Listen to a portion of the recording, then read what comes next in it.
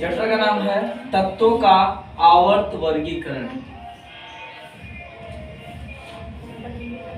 तत्वों का आवर्त वर्गीकरण।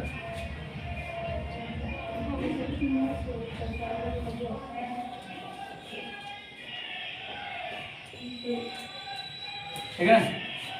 तो जो तत्व होते हैं उनमें जो है आप देखेंगे कि कोई भी पीरियोडिक टेबल आप उठा लीजिए। पीरियोडिक टेबल जाते हैं ना, जो आपको देखेंगे कि एक चार्ट मिलता है जिसमें जो है 118 रासायनिक तत्वों का नाम होता है, उसी को हम क्या बोलते हैं? Periodic table. पीरियोडिक टेबल आप देखेंगे कुछ इस टाइप का होता है।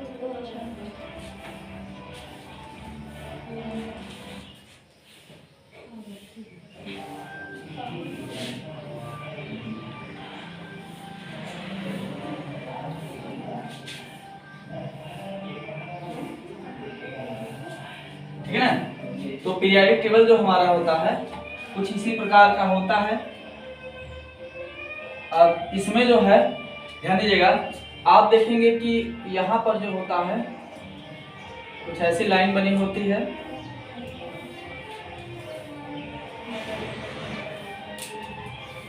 ठीक है ना? और यहाँ पर जो है कुछ ऐसी लाइन बनी होती है।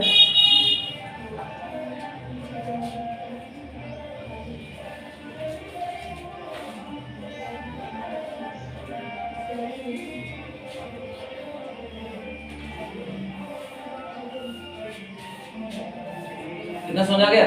देखिए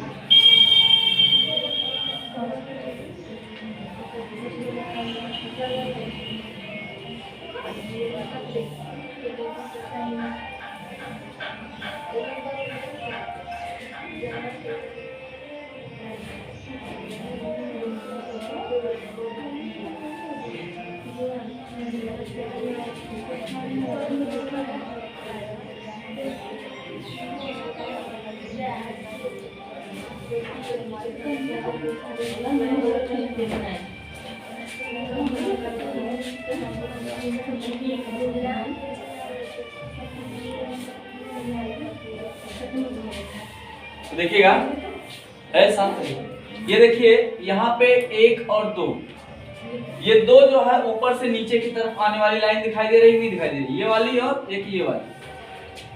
ठीक है ना? बस में आ रही? तो यहाँ पर जो है पहले हम जानेंगे आवर्त और समूह क्या होता है। देखिए जैसे मान लीजिए ये एक पीरियोडिक टेबल है, आप देखेंगे ये जो दोनों लाइन है ये हमारा यस ब्लॉक है। ये क्या है? Yes block.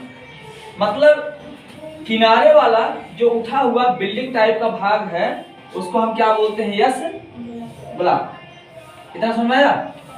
तो ये हमारा जो है किसमें आ जाएगा? यस ब्लॉक में। ये आप देख रहे हैं इतना, ये इतना आपका आ जाएगा पी ब्लॉक में।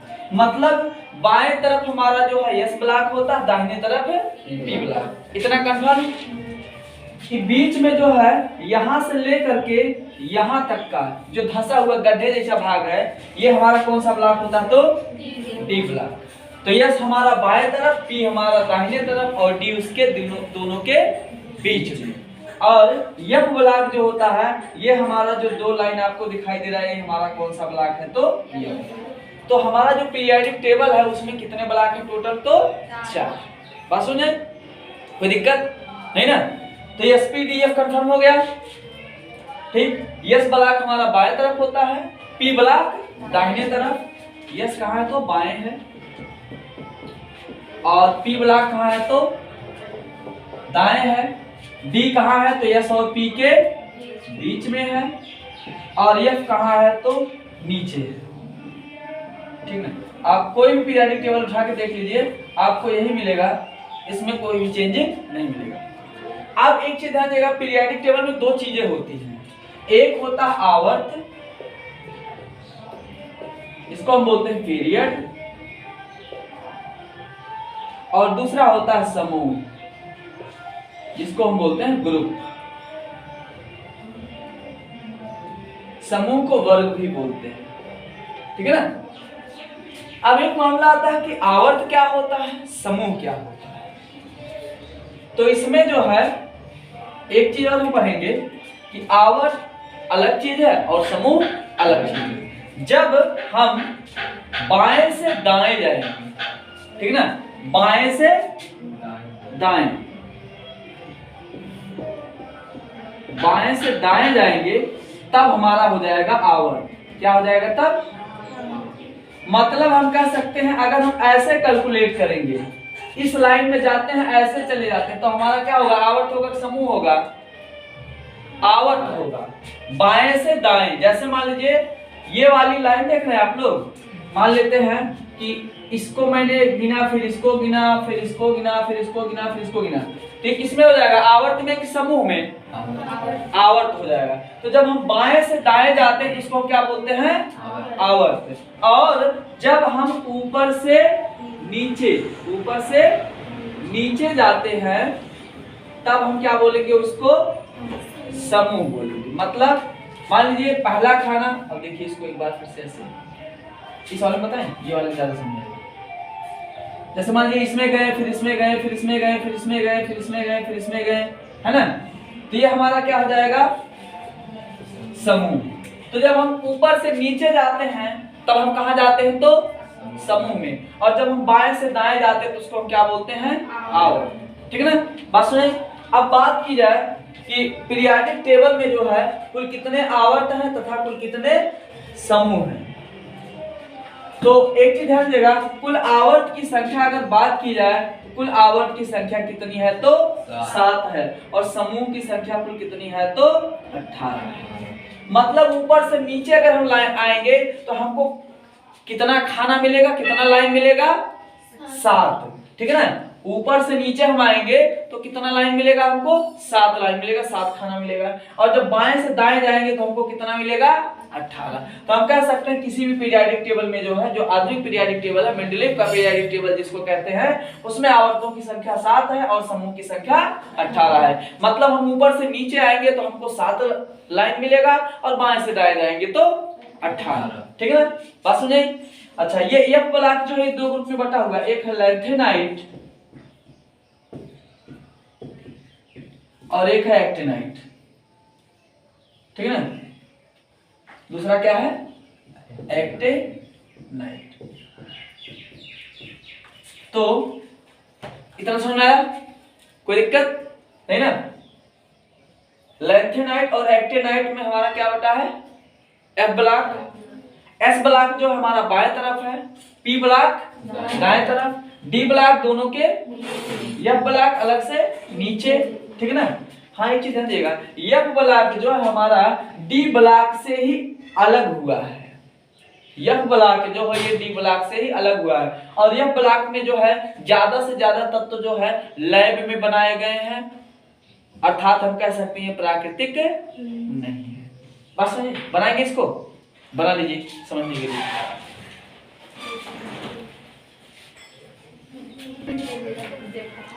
तो ध्यान दीजिएगा कि हमने अभी क्या देखा कि जब हम ऊपर से नीचे आते हैं, ऊपर से कहां? नीचे आते हैं तो इसको हम बोलते हैं समूह। ठीक है ना? और जब हम बाएं से दाएं जाते हैं,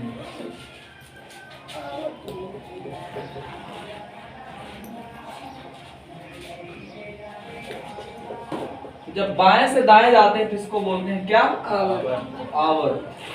और अभी हमने पढ़ा आवर्त की संख्या कुल कितनी है? तो और समूह की संख्या कुल कितनी है? तो ठीक है ना? ये जो है हमारा मेंडलीव का जो आधुनिक पीरियोडिक टेबल है उसके अनुसार है। ठीक है ना? कोई दिक्कत तो नहीं ना? चलिए, अब एक मामला आता है कि यार तत्व जो है वर्गीकृत क्यों किए गए? ठीक है ना? तो हेड डालिएगा, तत्वों के वर्गीकरण की आवश्यकता।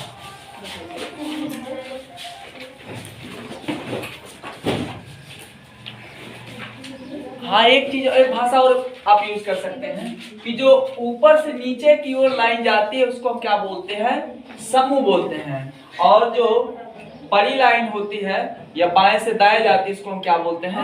आवर्त। तो हेड डालिएगा, तत्वों के वर्गीकरण की आवश्यकता, चैप्टर का नाम है।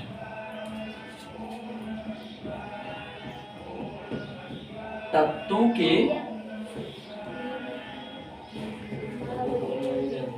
वर्गीकरण की आवश्यकता।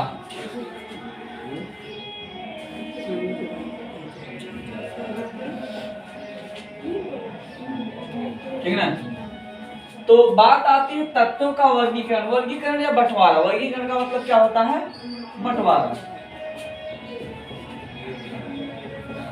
या आप दूसरे शब्दों में कह सकते हैं विभाजन, या फिर अलग अलग करना।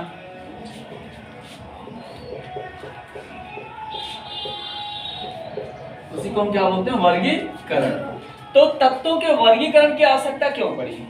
इतना आपको पता है कि दुनिया जो धीरे धीरे एडवांस हो रही है, खोज जो जारी है ना। तो जब खोज होगा, ठीक है ना, जब खोज जारी है, डेली खोज हो रहा है, तो तत्वों का भी खोज होगा कि नहीं होगा? तो तत्वों की संख्या बढ़ेगी घटेगी? बढ़ेगी। जब तत्वों की संख्या बढ़ेगी तो इनको जो है खिचड़ी है बना के रखेंगे सब एक में, ठीक है ना। तो जब इनकी संख्या बढ़ेगी तो इनको जो है अच्छे से जानने और समझने के लिए, क्या करने के लिए? जानने और समझने के लिए कौन सा तत्व का क्वालिटी क्या है, कौन सा तत्व किस काम आता है, इससे क्या बनाया जा सकता है, इसका उपयोग कहाँ किया जा सकता है, इस सब का जो है। अब मान लीजिए एक तत्व, मान लीजिए आप सुनते होंगे कि दवा का सबसे बढ़िया तरीका बता रहा हूँ, जो आपका पेन किलर आता है, दर्द वाला दवाई, ठीक ना, कॉपीराइट वगैरह सुने हैं आप लोग, ठीक ना। कॉपीराइट वो चीज होती है जिस नियम के तहत जो जो चीज मैंने मिला के कोई चीज बना दिया, उस नियम के तहत या उस विधि से कोई अन्य कंपनी वाला नहीं बना सकता, वही चीज इस्तेमाल करके नहीं बना सकता। इसी को बोलते हैं कॉपीराइट क्लेम, ठीक ना। आप देखते होंगे कि जो है अक्सर गाने वगैरह के मामले में जो अक्सर आता रहता है कि कोई गायक जो किसी के ऊपर क्लेम कर दिया हमारा गाना चोरी किए, होता है ना। तो कॉपीराइट क्लेम क्या होता है, बात समझ आ गई?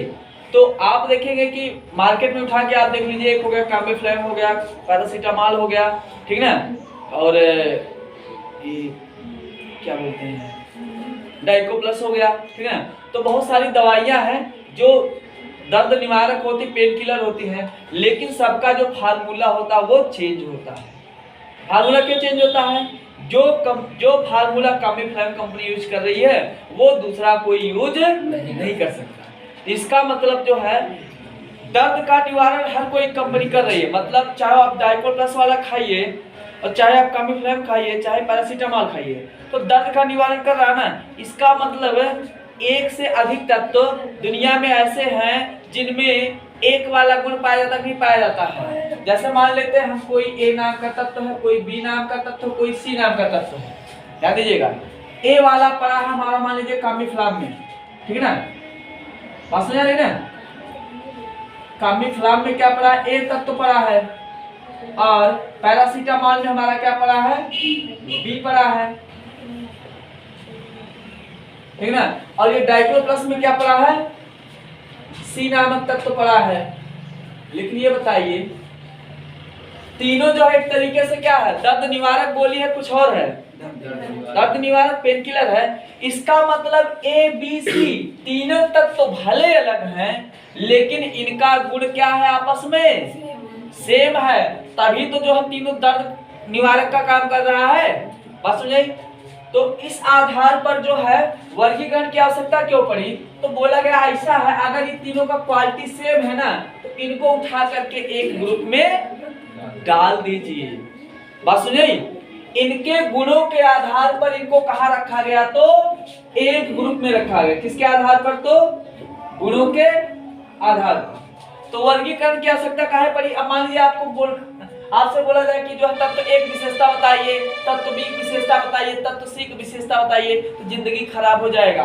आप जो क्या करेंगे, एक समूह का नाम याद रखेंगे, कोई एक समूह याद रखेंगे और उस समूह का गुण क्या होता है बोलेंगे। इसके बाद इस समूह में जितने तत्व पाए जाते हैं सभी तत्वों में यही गुण पाया जाता है। तो आपको जो है अलग अलग 20 बार एक चीज बोलने से कोई मतलब नहीं है। आप समूह का नाम याद रखिए, उस समूह में कौन कौन सा तत्व है और सभी तत्वों में ये गुण पाया जाता है। मतलब जैसे मान लीजिए एक क्लास है, ध्यान दीजिएगा, एक क्लास है, मान लीजिए एक स्कूल, पहले एक स्कूल है, स्कूल में कुछ छात्र मान लीजिए इंटर के जो मैथ के हैं, कुछ बायो के हैं, कुछ आर्ट के हैं, बात समझ आ रही है। तो आप जो है एक एक छात्र का नाम याद रखेंगे और विषय जिंदगी खराब हो जाएगा। स्कूल में कितना स्टूडेंट होता है पता होगा आप लोग, बढ़िया कौन जानता है ना। तो इस आधार पर क्या करते हैं, एक रूम बनाते हैं, आर्ट वाला अलग रूम में, बायो वाला अलग रूम में और मैथ वाला अलग रूम में। अब मैथ वाले रूम में जाके शक्ल उठा के बोलेंगे ये सब मैथ वाला लड़का है, ये सब पक्का जो फिजिक्स केमिस्ट्री मैथ इंग्लिश और हिंदी लिया, यही बोलेंगे ना। तो वो एक समूह है कि नहीं हुआ, लेकिन कुछ लक्षणों के आधार पर बोले ना कि ये सब यही सब्जेक्ट लिया है। आर्ट वाले में जाएंगे तो बोलेंगे ई वाला ई सब्जेक्ट लिया है, ठीक है ना। तो वहां पे एक स्पेशल ग्रुप की बात हुई, किसी एक आदमी की बात हुई ग्रुप की। तो मतलब ग्रुप में अगर हम रख दें इसके बाद उनको याद करना आसान है कि अलग अलग करके याद करना आसान है ग्रुप में, बात समझे। तो वर्गीकरण की आवश्यकता कहाँ पड़ी, तो जब दुनिया में जो प्रतिदिन खोजे हो रहा है तो तत्वों का संख्या भी बढ़ेगा, ठीक है ना। और तत्व का संख्या जब बढ़ेगा तो सीधी सी बात है उनको जानने समझने की भी आवश्यकता पड़ेगी, ठीक है ना। जब उनको जानने समझने की आवश्यकता पड़ेगी तो उनको आप इकट्ठा याद कर पाएंगे नहीं, इसलिए किसकी आवश्यकता पड़ी, तो बंटवारा या वर्गीकरण। बात सुनिए, कोई दिक्कत। अभी तक बात की जाए कितने तत्व खोजे गए, 118 तत्व, और इन्हें जो कितने ग्रुप में रखा गया, तो 4 यस पी डी और एफ 4 ब्लॉक में बांट दिया गया है, ठीक है ना। बात सुनिए, ये कुल तत्वों की संख्या कितनी है, तो 118, ठीक। इसमें से लगभग 92 या 95 जो है वो क्या है, प्राकृतिक है। प्राकृतिक तत्व लगभग कितने हैं, तो 92 लगभग, है ना। प्राकृतिक तत्व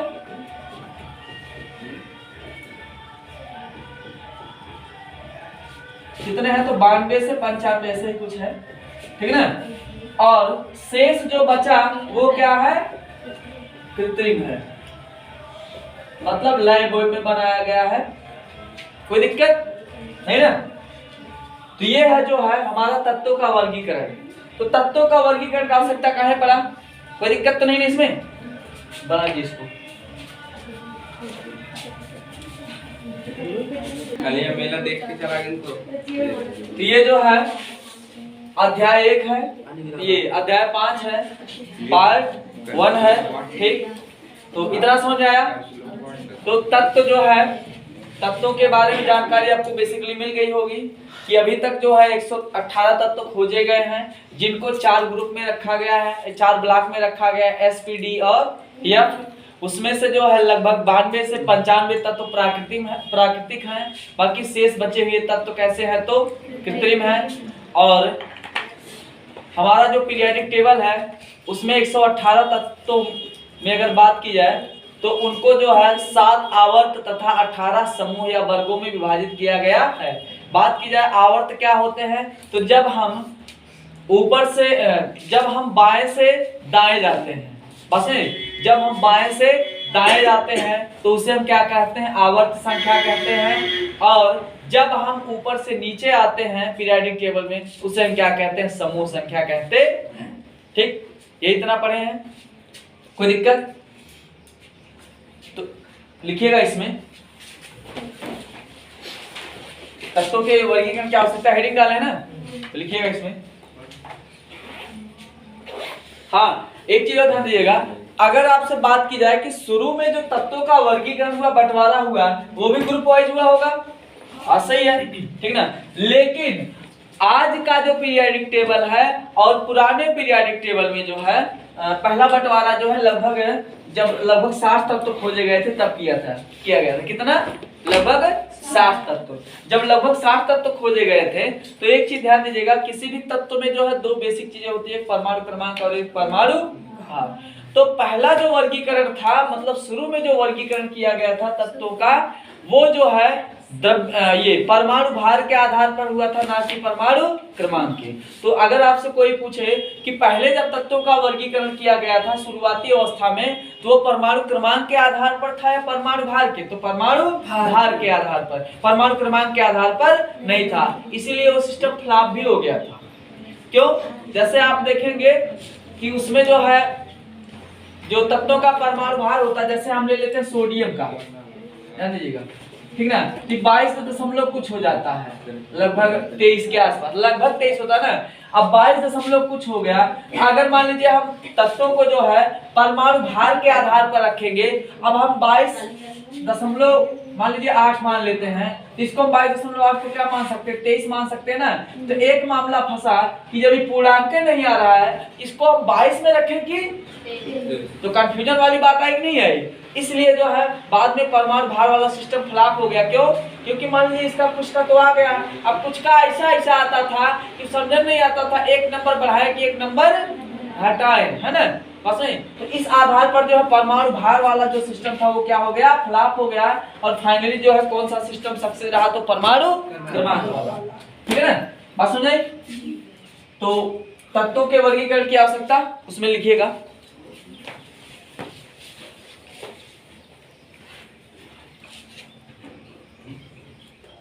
देखिएगा, 18वीं शताब्दी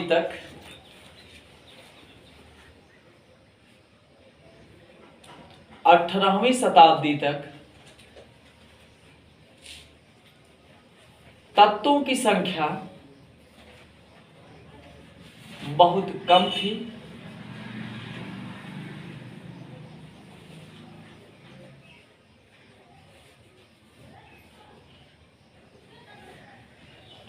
परंतु बीतते समय के साथ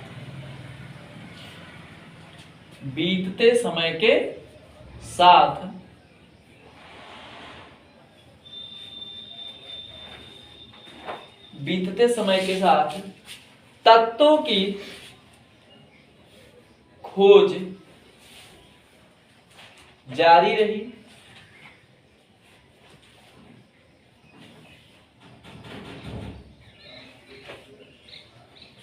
तत्वों की खोज जारी रही। इस प्रकार धीरे धीरे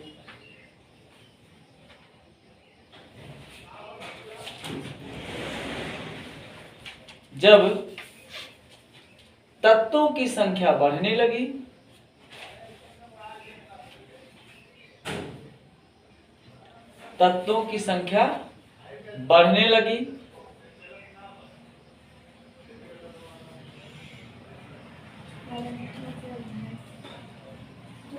तो इन्हें याद रखने,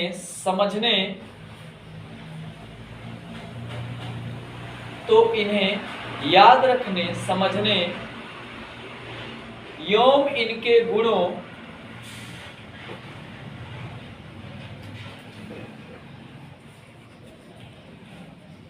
को सरलता पूर्वक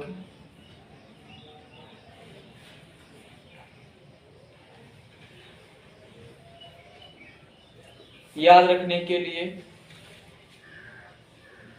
वर्गीकरण की आवश्यकता पड़ी।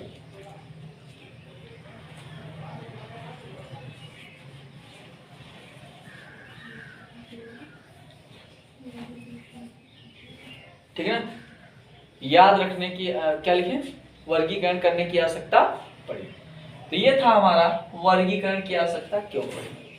ठीक है ना, कोई दिक्कत? तो अब तो नहीं कोई दिक्कत होगा। अच्छा, वर्गीकरण जब किया गया था तो उसमें हमने अभी क्या बताया कि जितना तत्व था, जिसमें जिसमें देखा गया एक क्वालिटी है, सबको एक कॉलोनी में रख दिया गया। ठीक है ना, पास में जैसे मान लीजिए एक कोई गांव ले लेते हैं, कोई भी गांव है, तो मान लीजिए उसमें कुछ सदस्य जो है वो जनरल के हैं। ठीक है ना, इसको मिटा दें।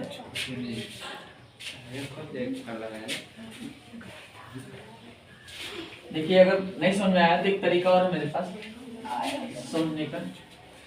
देखिए, जैसे मान लीजिए कोई एक गांव है, ठीक है ना। अब उस गांव में जो है, ये गांव इतना बड़ा मान लीजिए। अब इसमें जो है जनरल के कैंडिडेट हैं, ओबीसी के कैंडिडेट हैं, एससी कैंडिडेट हैं और एसटी कैंडिडेट हैं। सब ग्रुप वाले हैं ना।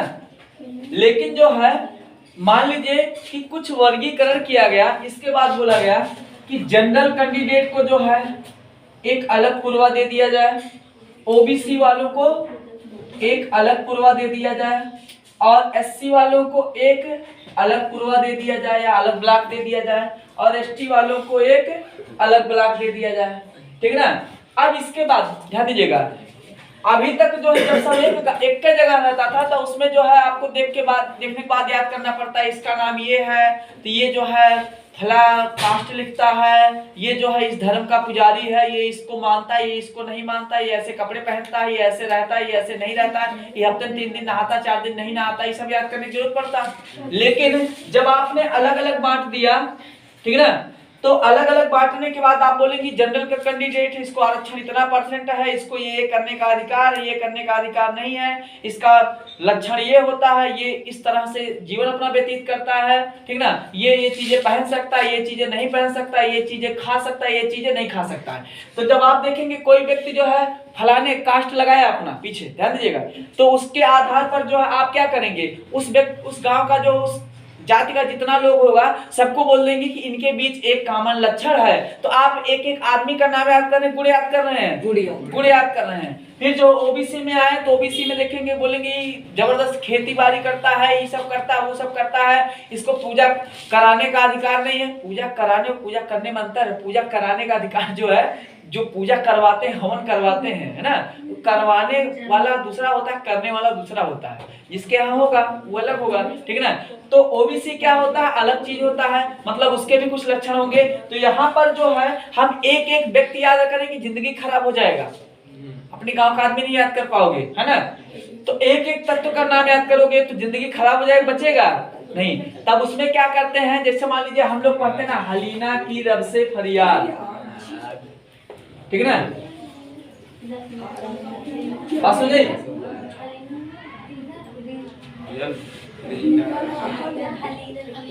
हलीना की रब से फरियाद। तो यहाँ पे हम क्या करते हैं, ये ऐसे ट्रिक से याद करेंगे। इसके बाद बोलेंगे कि जितना तत्व है सबका क्वालिटी क्या है, एक है। बस यही सिस्टम, ये सब एक गांव का है, एक जाति का है, एक बिरादरी का है ना, इनका क्वालिटी सब क्या है, आपस में एक है, ठीक है ना। तो एक एक तत्व याद करने की जरूरी है। बोलेंगे इसके बाह्यतम कोश में 1 इलेक्ट्रॉन पाया जाता है, ये जो है धनावेशित होते हैं, इनमें इलेक्ट्रॉन त्यागने की क्षमता पाई जाती है। कैसे याद करेंगे, अब एक एक बोलेगा कोई तो याद करोगे, जिंदगी खराब हो जाएगा। ऐसे याद करेंगे ना तो उस आधार पर बोलेंगे ग्रुप वाइज, बात समझ आएगी, नहीं समझ आएगी तो वर्गीकरण का आवश्यकता कहाँ पड़ी। ऐसे फटाफट जो ट्रिक अपना याद किए, इसके बाद बोलेंगे सब एक क्वालिटी वाला है जी, एक ग्रुप में रहते हैं। बात समझ आई, कोई दिक्कत नहीं ना।